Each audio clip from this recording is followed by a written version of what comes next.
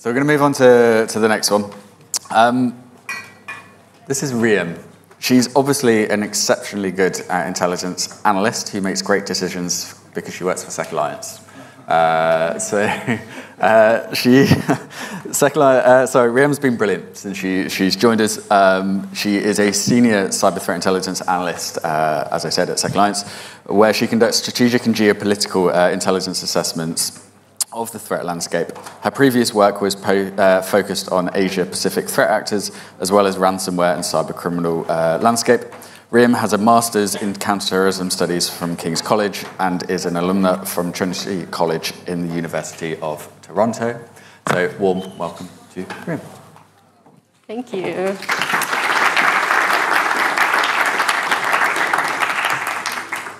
So I assume it's the big green and red buttons for next. Thank you very much for the kind introduction. I bribed him to let me be here today. But today I will be discussing hacktivism in the Russia-Ukraine conflict. So this presentation was born out of the intelligence collection that SecAlliance has been conducting since the outbreak of the Russia-Ukraine war back in 2022, although today I'll be focused on stats from January 2023 to May of 2024. And the goal of the presentation today, it's not going to be a very technical presentation. I'm really going to be looking at the motivations of actors, looking at their behavior, and challenging some of the assumptions that we have about why actors conduct the behavior that they do in terms of this conflict. So I'm going to assume a basic level of knowledge about hacktivism, but for anyone who needs a definition, it's up there. But I think it's important to discuss in the context of the Russia-Ukraine conflict because it's really been one of the hallmarks of cyber activity that we've seen so far in the war. The other thing is that we've seen a resurgence of it following the outbreak of the conflict. So prior to the outbreak of the war back in February 2022, hacktivism was generally thought to be on the decline. So it was losing popularity. We weren't seeing many new actors coming forward. And then in February 2022, we saw the Ukrainian authorities declare an IT army of Ukraine, where they invited people globally to get involved in the hacktivist threat landscape to conduct activity on their behalf. And because of that, we saw a big resurgence in activity. But before I go into the stats, so I'm going to give some caveats about the methodology. So first off, this is all stats that SecAlliance has collected over the last multiple years. So this is, we've been monitoring Telegram channels, particularly because that's where the majority of activity is taking place. And we've been collecting activity from these hacktivist sources themselves, so it's primary source activity. But of course, because it's analyst-enabled collection, there's always going to be some biases. Our collection of pro-Russian activity is generally more faithful than our collection of pro-Ukraine activity, because that's the biggest threat to our clients so far. So just take that with a grain of salt. The other thing that we're looking at specifically is claimed attacks. So we're not looking at whether those attacks were successful, but rather looking at whether or not, the intention behind that activity. We're not looking at whether or not these DDoS attacks, whether these organizations had DDoS mitigation practices in place. We're looking at the claims and the motivation. I'll just give people a moment to sit.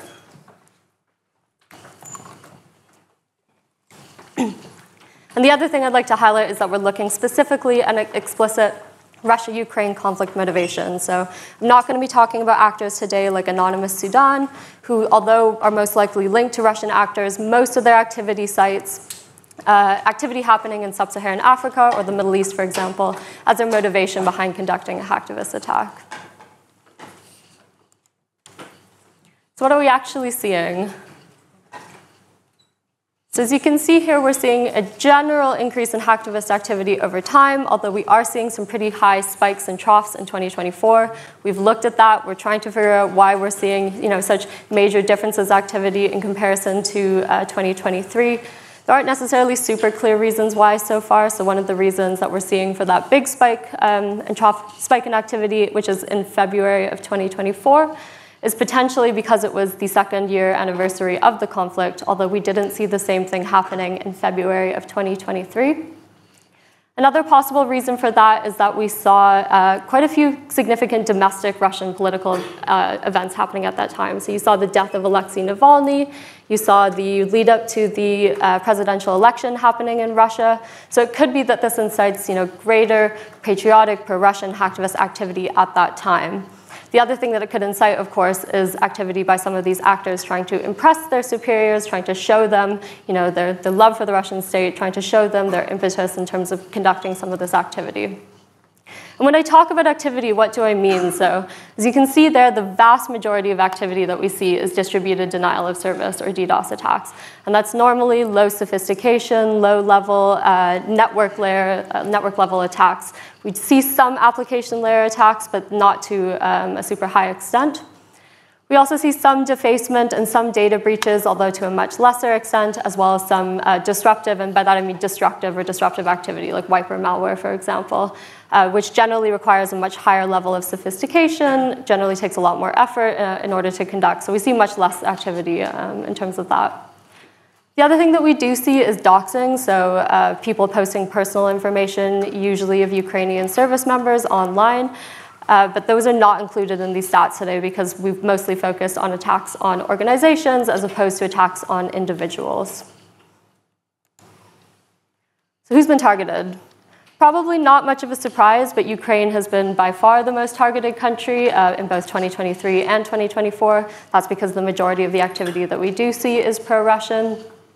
But I think it is really interesting to highlight that if you remove Ukraine and you remove Russia, 76% of all the activity that we've seen still targets Europe.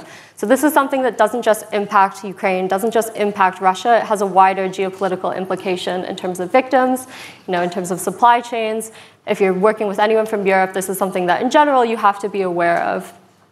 It also, of course, impacts countries outside of Europe. In terms of 2023, the US and Canada were the most impacted, although to a much lesser extent in general than Europe specifically. And in terms of which countries have been targeted in 2023, so we see this Czech Republic and Poland were the most targeted. Multiple reasons for that. It could be because of the proximity to Ukraine, also their importance on NATO's eastern flank. It could also be, though, because there's complex geopolitical discussions and civil society discussions happening in those countries in terms of to what extent to support Ukraine. There's both the pro-Europe and the pro-Russia activity in terms of trying to influence support for Ukraine there. What's changed in 2024 so far? In terms of overall targeting, we haven't seen huge differences. Ukraine is still the most targeted. Europe is still targeted in 76% of incidences, interestingly. But we have seen some sort of a southern shift in targeting. So we're seeing disproportionately more targeting of Spain, Italy, and to some extent France, lesser targeting of Baltic countries, lesser targeting of the UK, and lesser targeting of Poland and Czech Republic as well. The one outlier that we've seen in terms of a real increase in activity has been Moldova. We've seen a 1,115% increase in targeting of Moldova so far. And I think that one's really interesting to highlight because there's also been that recent article or recent declaration coming out from the US, UK, and Canada about influence activity by Russian actors and information operations happening in Moldova currently. So it could be that they're trying to influence that civil society discourse about to what extent to be pro-Western or to what extent to be pro-Russia. So Moldova has Transnistria, the sort of attempted breakaway state, which Russia is trying to influence in terms of supporting that independence. They're also hosting an EU referendum on membership in October 2024. So we're seeing a lot of activity in terms of trying to influence that discourse within Moldova, which is most likely why we're seeing greater incidents of Moldovan targeting today. The other thing I want to highlight is that we've seen less targeting of Russia so far this year. It's fallen from being the 14th most targeted to the 20th most targeted so far. And that could be because we're seeing a lot more instances of actually Ukrainian authorities themselves taking responsibility for some cyber attacks on Russia, which is quite unique in terms of state activity in general. Mostly states don't claim cyber activity or cyber attacks, but we're seeing that from Ukrainian authorities specifically. So it could be that they're relying less on hacktivist activity so far, and instead just themselves conducting or themselves claiming it and not trying to focus on that plausible deniability, which some hacktivist groups can give states. In terms of target sectors, we unfortunately don't have time to go through all of the sectors listed here today, but you can see the top three in both 2023 and 2024 have been government, transportation, and financial services. So government, I think, is a little bit self-explanatory. It's politically motivated activity, therefore they're targeting political entities. But transportation and financial services, I think, are a little bit more interesting to unpack. So both of them are considered critical infrastructure sectors. So if you do disrupt, financial transactions or, say, ports being able to unload goods off of ships, in theory, you can have a really large economic impact and political impact as well. So these are things that attract attention if you target them. But the other thing I think that's really important to note is that both transportation and financial services are things that individuals interact with on a daily basis. So you log into your online banking services, you check the train times, you go onto an airport website to see if your flight is delayed, for example. So these are things that if they're disrupted, individuals have a sense, they can understand, they can see that, they know that, for example, a Russian actor has made an impact on their life in a way that, say, targeting a critical manufacturer is not going to have. The other thing about transportation is that in general, they're going to have less robust cybersecurity mechanisms, cybersecurity postures. The West Midlands bus service is not going to have the same cybersecurity posture as a major bank, for example. So if you're an opportunistic actor, you're probably more likely to go after some of what we would consider these minor targets, but to them might actually have an impact on activity. Financial services, of course, is the reverse. So, they are going to have more mature cybersecurity postures for the most part. But if you do manage to take down, say, the banking payment page or online banking services, even for a couple hours, you're a lot more likely to attract media attention and notoriety to your cause if you can achieve that. So started off with who's being targeted and kind of shifting now to who's doing that targeting so that we can segue into this discussion about motivations behind actor activity. And so first off, this is not all of the actors that we track, and I assume no one can read this slide as well, so apologies for that. But that big blue square is no-name 057, and the rest are the top most actors that we saw in 2023, not 2024, not all of the actors that we've seen. So People's Cyber Army is that big pink one, Killnet is light blue, UserSec, and then HIMARS DDoS and IT Army of Ukraine are below, and both of those are pro-Ukraine actors, so the rest are pro-Russian actors. No-name 057 in both years, by far the most active, disproportionately conducts, almost exclusively conducts DDoS attacks, accounted for 76% of all incidents in 2023. And that's usually attributed to their Didosia project. So that's a tool that they've developed for individuals to get involved and conduct DDoS attacks. You can go on Telegram and get involved in this even if you're someone on the other side of the world. So it really lowers the barrier to entry for individuals to get involved. It also allows for coordination of attacks. So every single day they post lists of domains so that you know as an individual who's going to be targeted for that day. So are you going to target Spain, for example? Are you going to target financial services or bus services? So it allows for that coordination, which if you're conducting a network level attack, a network layer attack, is quite important to have multiple individuals involved. You're going to have greater efficacy of your attacks in general. The other thing I do want to highlight is that although in general the majority of targeting is financial services, transportation, and government, we do see some differences in targeting between groups. They don't all have the exact same TTPs. Killnet is a really good example. So they were super active in the beginning of 2023, disproportionately targeting US healthcare organizations, and also shifting to use application layer or layer 7 attacks back in 2023. But they've since decreased significantly in their activity levels, with one of their members basically retiring back in 2023. Other ones to note, so People's Cyber Army, for example, disproportionately targeted Ukrainian media and entertainment entities.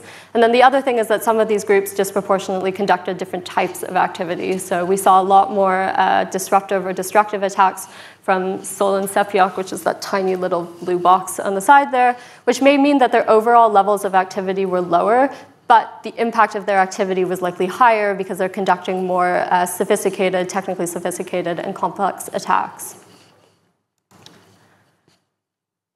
In terms of what we've seen in 2024, so we haven't seen any major shifts so far in terms of the actor threat landscape. No-name 057 is still accounting for the majority of instances, and their activity is not decreasing, but rather some actors' activity is increasing. So Anonymous Russia's activity is increasing, and we've seen some sort of new groups coming out, like Cyber Dragon and the 62IX or 62.9 group, that are accounting for this larger share of group activity so far this year. The one thing, though, that I really want to highlight that we're seeing so far more of in terms of 2024 is this actor collaboration. So we're seeing a lot more instances of groups saying that they're conducting an attack in conjunction with another group. So say No Name 057 and People's Cyber Army working together to target a specific country or to target a specific entity. And that does increase the likelihood of efficacy of some of these attacks. And we are seeing interesting combinations. So almost all of these groups are to some extent linked. They've almost all worked together at one point or another as well. So there's clearly that communication happening between groups as well. That brings me to this discussion on actor motivation. And this is something that I found really interesting throughout this whole intelligence collection process, is this question of why actors actually conduct the activity that they do. And I think it's really important for intelligence analysts, especially if you want to try and predict actor behavior or understand that certain sectors are going to be more targeted than others, and when and why.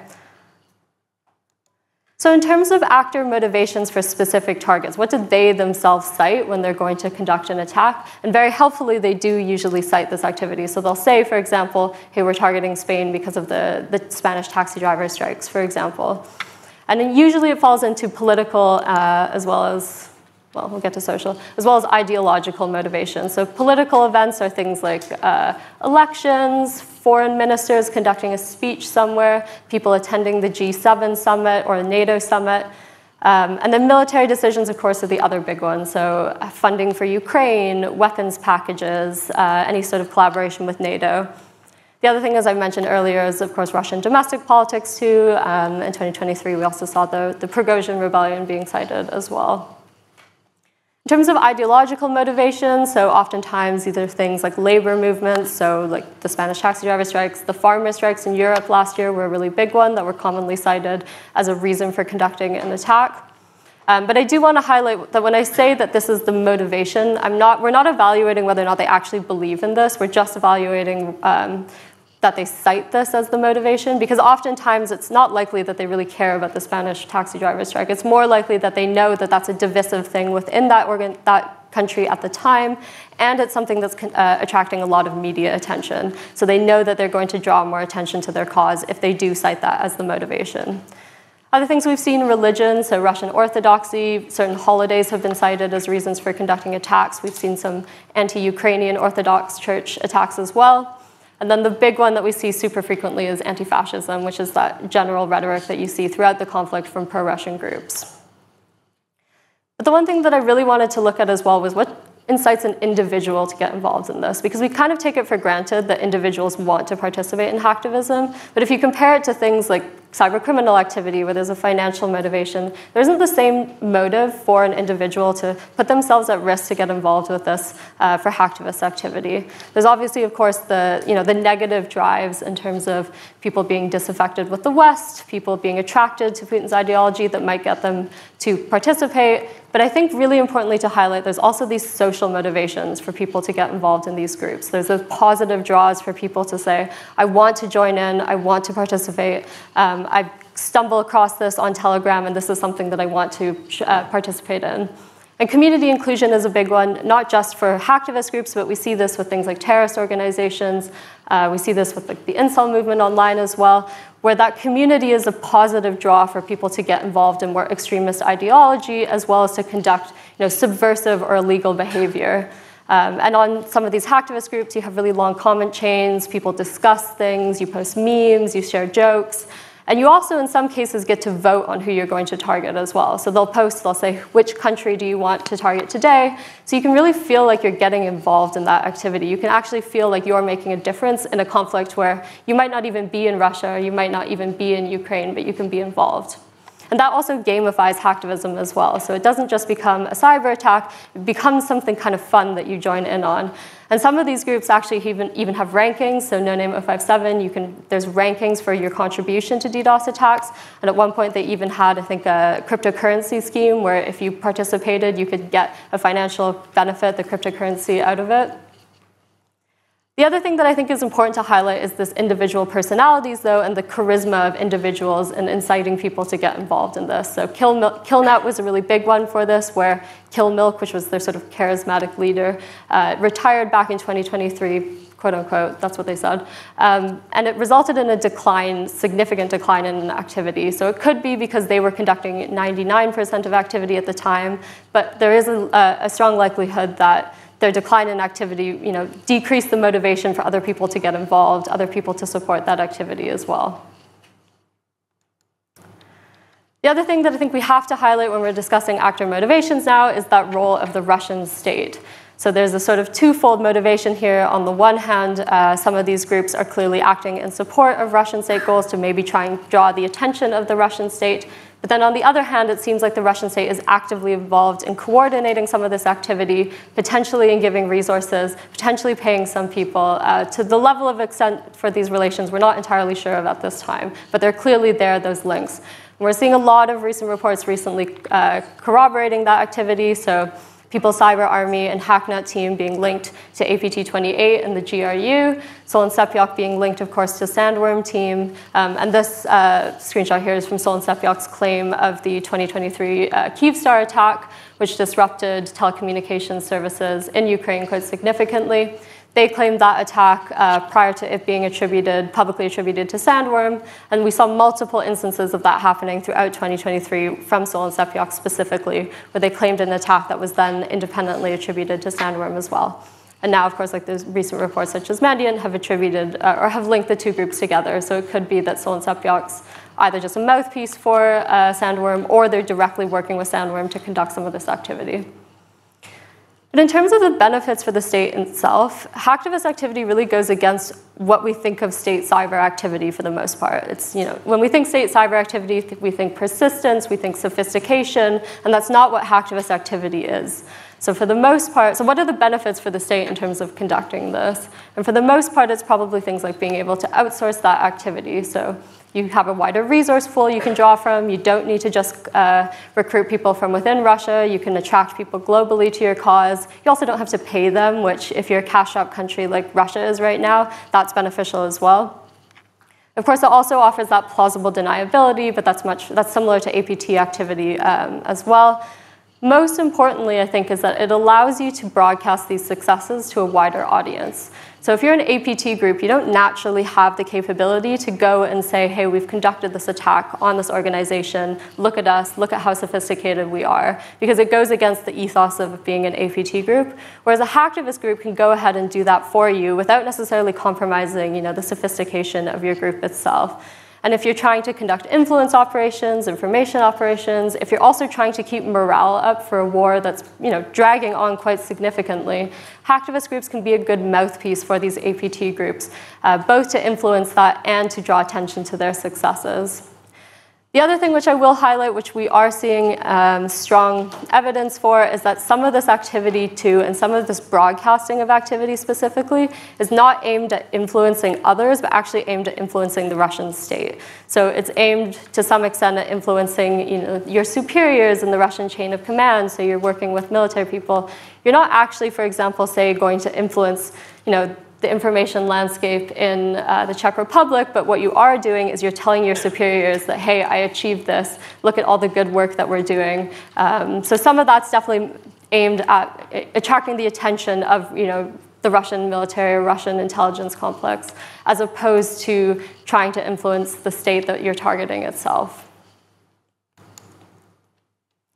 So the last thing that I want to do before I end off is to look at some of the biases that we have when we're conducting these intelligence assessments, and to challenge some of the things that we think we know about this intelligence, about the activity of some of these threat actors. So one thing that I wanted to do was sort of challenge this assumption that because these acts are geopolitically motivated, they're actually going to be influenced by certain geopolitical events more than others. So I wanted to evaluate whether or not that assumption was correct. So we looked at No Name 057 because very helpfully they state with basically every single one of their campaigns what their motivation is behind it. And we wanted to compare whether or not events that we considered to be more significant would result in an increase of hacktivist activity. And in general, didn't really match what we expected. And I understand this graph is useless without the legend, but to walk you through it, this is No Name 057's activity throughout 2023, mapped against specific events that we thought would be more or less significant for their activity levels. And things that we thought would be significant, such as Finland joining NATO back in 2023, didn't actually impact behavior in a significant way or in a disproportionate way. So it's resulted in an increase in activity of targeting of Finland, but not disproportionately in comparison to events such as a foreign minister's speech, for example, or just Finland's declarations of aid for Ukraine. So it didn't result in a greater increase of targeting of Finland. Other events that we would have thought would be significant didn't result in a greater increase of activity either, such as the arrest warrant issued by the International Criminal Court to Putin last year, or the Polish parliamentary elections, which you would think would attract activity from some of these pro-Russian groups.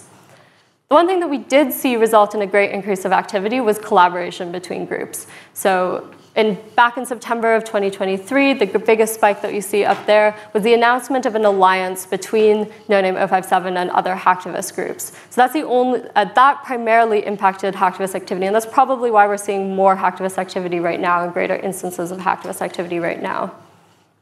The other thing I want to highlight, though, is that we saw some activity and saw some incidences where it was the greatest impact on hacktivist activity, but it was something we would consider to be minor. So a big one was in Poland, they closed a Russian embassy school at one point, and that was most commonly cited in terms of motivation for some of this hacktivist activity by No Name 057 as being the reason for targeting Poland. And that's not something that we would necessarily consider to be a major geopolitical event. But at the same time, that had sort of re-entered the media cycle when it was being cited as a reason. So there was, I think, a month delay between when the event occurred and when No Name 057 started citing that as a reason. So it could be that they just came across this in the media, it re-entered the media cycle, and then it triggered that sort of motivation to target Poland. Or it could just be that they wanted to target Poland, and then they chose whatever was happened to be in the media at the time as being their motivation. So there's a bit of a chicken and egg situation in terms of trying to evaluate why some of this targeting occurs. So all of that to say is that we have to challenge our assumptions as CTI analysts. Sometimes what we assume to be, the reason for something isn't actually causal necessarily. It might correlate, but there's no causal relationship that we can actively sort of attribute to some of this activity. And that's important also for when you're trying to determine resources, trying to determine how you should protect against this, and basically is support for having external attack surface management in place so that you're not responding to these threats, but proactively countering against them. Which does bring me to the end. I don't know how much time I have left. Cool. I will talk then just a little bit about the outlook for hacktivism going forward, what we think we'll see throughout 2023 and maybe what we'll see in 2024 and maybe what we'll see in 2025. We are seeing, continuous levels of hacktivist activity. This is not going away. It continues to be observed. But we might see it change going forward. So we are seeing certain important, things entering the news cycles coming out recently, which might impact actor behavior. I think a couple of those, one of those things is kinetic TTPs. So we're seeing a lot more reports of Russian sabotage attempts coming out recently. And we're not seeing anything right now where hacktivist activity is directly supporting that kinetic activity, but there's a likelihood that it could support it or could change the attention of hacktivist actors going forward. So we're seeing some of the sabotage targeting, the supply chains for Ukraine, but we're also seeing increased targeting of energy providers, for example, wastewater management providers. So we could see that shift in hacktivist TTP targeting those critical sectors more so than financial services or transportation going forward. The other thing that I think is worth highlighting is as more of these reports come out directly attributing hacktivist groups to the Russian state, there's much less need for plausible deniability. So if they already know that they're working for the Russian state, you don't need to necessarily mask those TTPs and focus on pretending that you're not working with the state. So we could see more sharing of resources between some of these APT groups and the hacktivist groups that they collaborate with, which could mean that we see an increase in sophistication in some of these groups going forward.